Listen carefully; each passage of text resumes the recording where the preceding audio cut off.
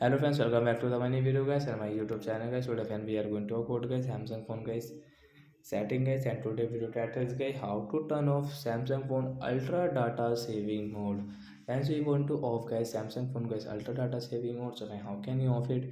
Today friends, I will show you, I will tell you in this video guys. So before starting video friends, first of all go and subscribe the channel guys, click the bell icon, like the video friends. Now let's see how can be off Samsung phone guys ultra data saving mode. So guys, we will on guys our phone setting guys.